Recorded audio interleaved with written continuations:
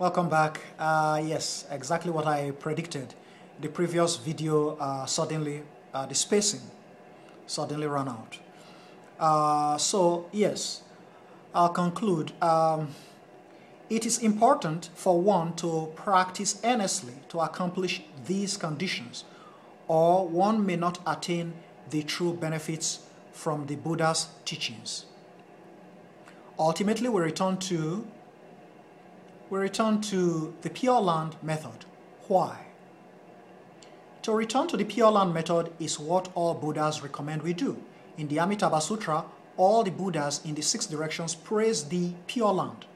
In the Infinite Life Sutra, Buddha Shakyamuni was very clear in praising Buddha Amitabha as the most respected, with the brightest of light, the king of all Buddhas. When returning to and relying upon a Buddha who will be better than the best, Buddha Shakyamuni did not ask us to return and rely upon himself, but rather upon Buddha Amitabha.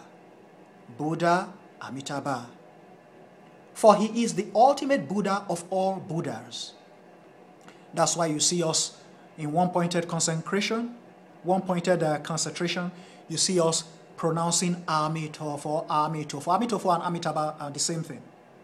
So when we chant it, we chant Amitabha, Amitabha, Amitabha, Amitofo, Amitofo, Amitofo. Amitofo is the Chinese version of Amitabha, or the Chinese translation, language form of Amitabha. Buddha refers to Amitabha Buddha as the ultimate Buddha of all Buddhas. So that's why we pronounce his name in one-pointed concentration. In the Flower Adornment Sutra, we see that Manjushri and Universal Worthy Bodhisattva sought birth into the Western Pure Land. If the Western Pure Land were not so remarkable, why would these two bodhisattvas of the Huazan world want to go to this particular Pure Land? The Infinite Life Sutra explains why one would want to chant Buddha Amitabha's name, exactly what I said, and be born into the Pure Land to get away from sufferings, from pains, and all the troubles of this world. This world is the impure land. If one would recite the Infinite Life Sutra more often and listen to lectures on it, one would come to a deeper and more meaningful understanding and cultivation. If we do not wish to spend more time and energy to seek the truth of life and the universe, then following the teachings within this sutra would be sufficient and perfect. Why? In the future, after we are born into the Pure Land, our wisdom, virtuous abilities, and enjoyments will be equal to those of Buddha Amitabha. We will then clearly understand the truth of life and the universe.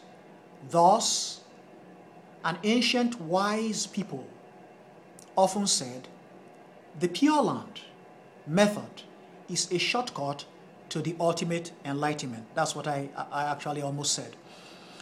When you continue to chant in your one-pointed concentration, when you continue to chant the names of Amitofo, Amitofo, Amitofo, Amitabha, Amitabha, it brings you to enlightenment.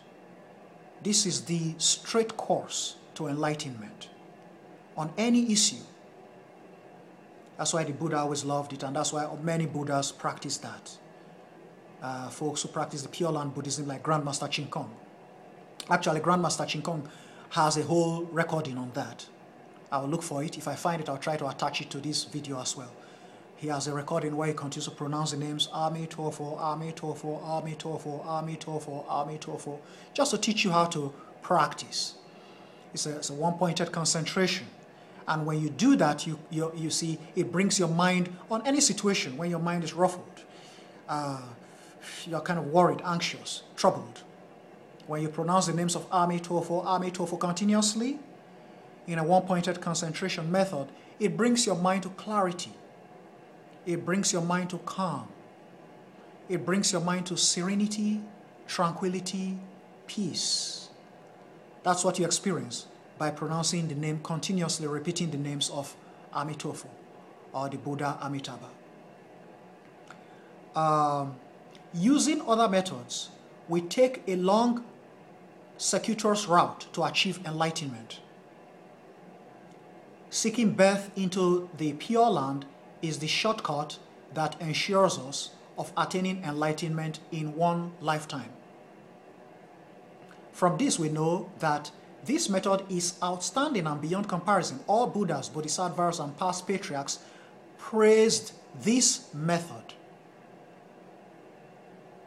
It is a rare opportunity for us. It is a rare opportunity for us to encounter it in this lifetime. We are pretty lucky, so we should practice it. As is said in the opening verse of the sutras, difficult to encounter in infinite aeons.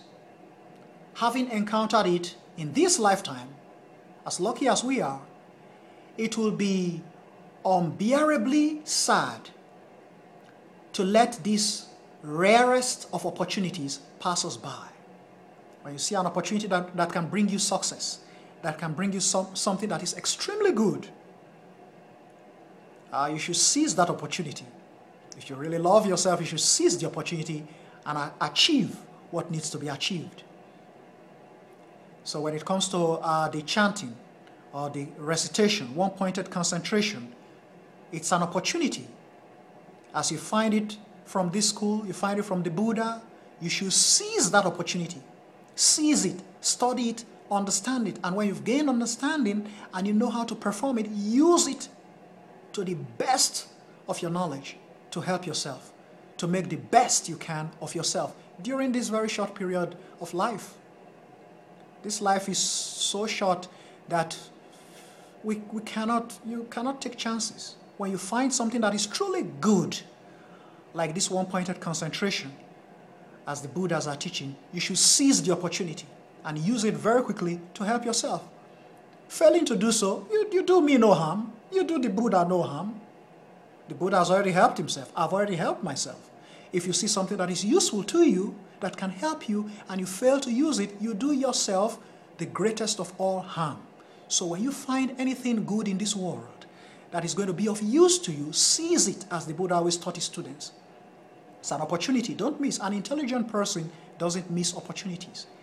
That's why he's called intelligent. When you find something that is of use, that can help you, seize it and use it fast before you lose the opportunity.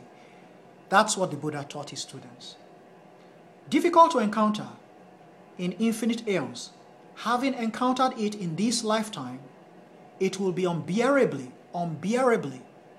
sad to let the rarest of opportunities pass us by. It occurs so infrequently.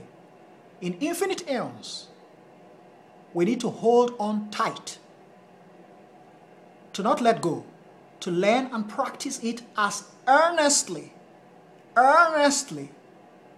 and sincerely as we can. So, folks, I'm going to stop there today. The point has been made. I'll leave the rest to your reflection, to your contemplation, to your meditation. You have to do that.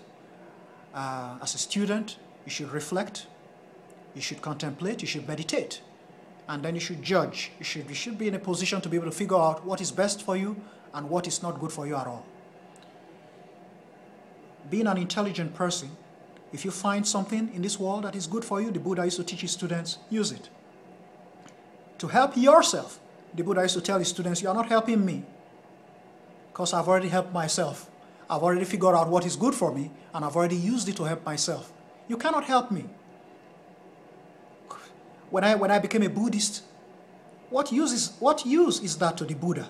The Buddha is already 2,600 years, finished his homework. I'm doing my homework now, and you have to do your homework. So when you find anything good in this world that is going to contribute to your success, that's going to help you to extirpate suffering from your life, eradicate suffering from your life, use it quickly. You know, that's your intelligence. You should be intelligent enough, smart enough, brilliant enough to do that for yourself. You're not helping the Buddha. If you take solutions from the Buddha, you cannot help the Buddha at all. The Buddha has helped himself perfectly. So he shared all this great wisdom with us, so that when we find anything that is useful, we'll take it. After logical reasoning, you reason through, find this is really good for me, I'll take it and help myself. You take it and help yourself. This is how the Buddha brings the teachings to us. So enjoy your weekend, folks. Have a most pleasant weekend, a most pleasant day as well. Friday, Saturday, Sunday. Enjoy yourself. That's what you can do in life. Life is short. Don't frown your face for a moment. You do so, you hurt yourself. When you put on a smile, you help yourself. Okay? It's a moment in which you smiled. So always be joyful and have a most pleasant day and a most pleasant weekend. Namo Amitofo.